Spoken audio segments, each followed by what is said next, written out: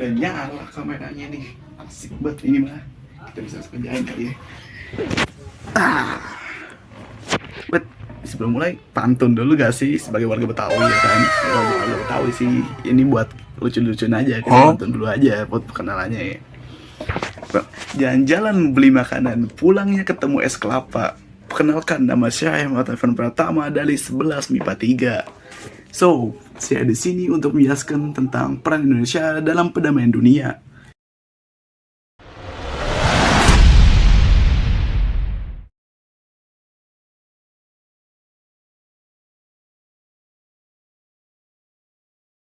Sebelum itu, kita masuk dulu gak sih ke organisasi internasionalnya? Apa sih itu organisasi internasional? Organisasi internasional adalah sebuah organisasi yang dibuat oleh masyarakat secara sukarela atau masyarakat yang dengan tujuan yang sama untuk menciptakan perdamaian dunia. Ya, itu penjelasan singkat tentang apa itu organisasi internasional. Selanjutnya, kita akan masuk ke pembahasan utama, yaitu tentang peran Indonesia dalam perdamaian dunia. Organisasi sendiri yang sudah dimiliki oleh Indonesia sangatlah banyak. Saya akan sebutkan 4 saja yang topik saya akan bahas saat ini. Ada PBB, dan ada juga tentang OKI, ada tentang KAA, dan ada juga GNB. KAA adalah Konferensi Asia Afrika, OKI adalah Organisasi Konferensi Islam, dan GNB adalah Gerakan Non-Blok. Nah, sebelum itu kita akan mulai dulu dalam PBB. Let's go!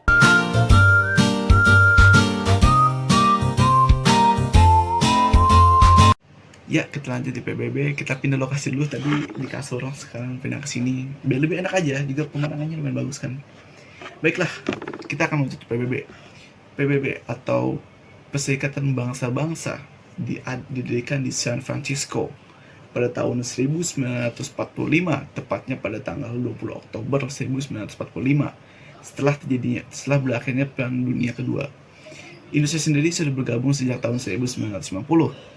Nah, perang Indonesia terjadi pada tahun 1957, di mana Indonesia mengirimkan 599 personel infanterinya sebagai bagian dari United Emergency Force atau UNEF di Sinia, dan dilanjutkan lagi pada tahun 1960 dengan mengirimkan 1074 personel infanterinya juga, dan juga pada tahun 1962 dengan mengirimkan 3475 kalau nggak salah infanterinya juga. Nah, bukan sedikit, itu juga udah banyak, kan 3 tahun lebih, mungkin sampai sekarang juga masih. Oh iya, dan Indonesia itu sudah bagian dari negara ke-60 bergabungnya. Pada saat bergabung dia itu bagian dari negara ke-60, jadi nggak pertama juga, itu udah 60-an. Nah, saat itulah Indonesia sudah bergabung di PBB dan mulai membantu dalam perdamaian dunia. Pada saat itu, ini dimana perdamaian Indonesia terjadi di PBB. Nah, selanjutnya di KAA atau Konferensi ASEAN Afrika, yaitu nama panjangnya. Selanjutnya kita akan ke situ, oke. Ya, kita lanjut di KAA. KAA, Konferensi ASEAN Afrika, yang terjadi atau diselenggarakan pada bulan atau tanggal 18 sampai 24 April 1955. Pada saat itu, latar belakang yang menyelenggarai ini adalah setelah berakhirnya Perang Dunia Kedua. Ya, Perang Dunia Kedua berakhir, dan ada 2 negara ini yang menjadikan Indonesia menyelenggarakan KAA ini. Blok Barat yang dipimpin oleh Amerika Serikat, Blok Timur yang dipimpin oleh Uni Soviet. Mereka kedua adalah kekuatan yang saling bersaing pada saat itu, yang membuat khawatir karena mereka kedua adalah sebuah benua yang besar ya, sebuah organisasi yang besar. Siapa yang gak takut ya kan? Nah, Indonesia menenangkan mereka semua. Indonesia akhirnya menyelenggarakan KAA yang diikuti oleh Asia dan Afrika, dan ini adalah menjadi bukti nyata bahwa Indonesia berperan aktif pada saat itu. Nah, pertama, Indonesia menjadi tuan rumah untuk 18 April 1955, dan itu sukses diikuti oleh 29 negara sekaligus. Nah, karena pada saat itu sudah turunlah atau hasilnya adalah namanya Disa Sila Bandung. Nah, Disa Sila Bandung ini biasanya tentang hak manusia, perdamaian dunia, dan berbagai-bagainya. Dan karena itu, perubahan signifikan pun terjadi.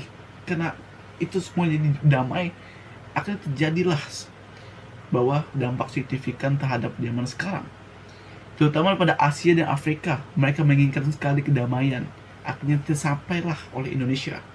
Dan Desa Sila Bandung menjadi era terakhir penjajahan dan kekerasan. Dan ini juga menjadi faktor kenapa PBB muncul. Karena saat itu berubah semuanya. Dan ini dia singkat tentang peran Indonesia yang sangat-sangat is magic di KAA yang akan menjadi tuan rumah pada saat itu. Sungguh saya kagum di sini karena ya siapa yang nggak kagum gitu. Bahkan di Sasila Bandung itu menjadi era terakhir, dibikin menjadi era terakhir, tidak ada lagi. Ya, ini tentang di Sasila Bandung. Ya, ini dia penjelasan singkat tentang KAA. Selanjutnya kita akan lanjut ke GNB, gerakan non-blok. Ini harusnya lebih mantap lagi ya.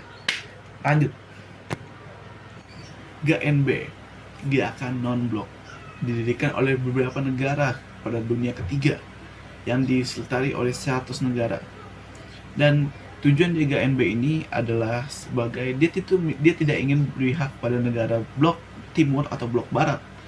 Dia ingin bersikap netral, tidak ingin memihak pada Amerika Serikat atau Uni Soviet. GNB sendiri didirikan pada 1 September 1961 dan disertai oleh beberapa tokoh.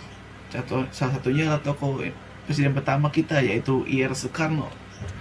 Ya, sebagai negara pelopor terdirinya GNB, otomatis kita memiliki peran penting di dalamnya. Apa sih peran penting Indonesia dalam GNB itu? 1. Sebagai pelopor GNB, sudah jelas Ir Soekarno termasuk dalam situ. Dan termasuk saat itu beliau berdiri di antara pemimpin-pemimpin dunia lainnya sebagai pelopor GNB. Selanjutnya, sebagai pemilik rumah atau tuan rumah terjadinya KAA.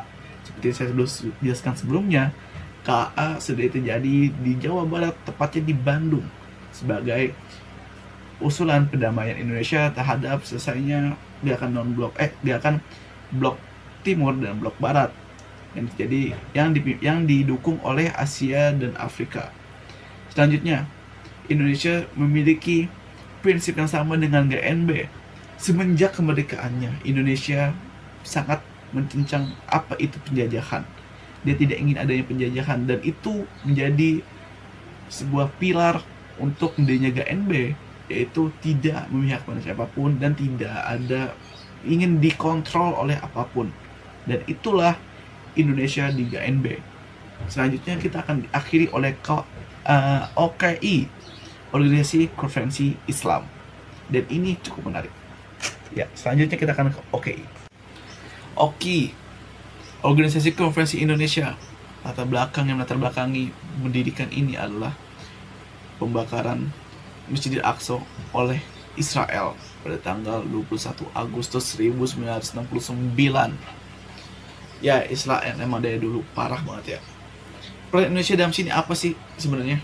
Nah, peran Indonesia di sini adalah seperti menyelesaikan konflik yang terjadi oleh pemerintahan Filipina pada saat itu, dan juga Indonesia mendukung atas kemerdekaan Palestina pada saat itu, dan yang terjadi pada ibu kota Yerusalem.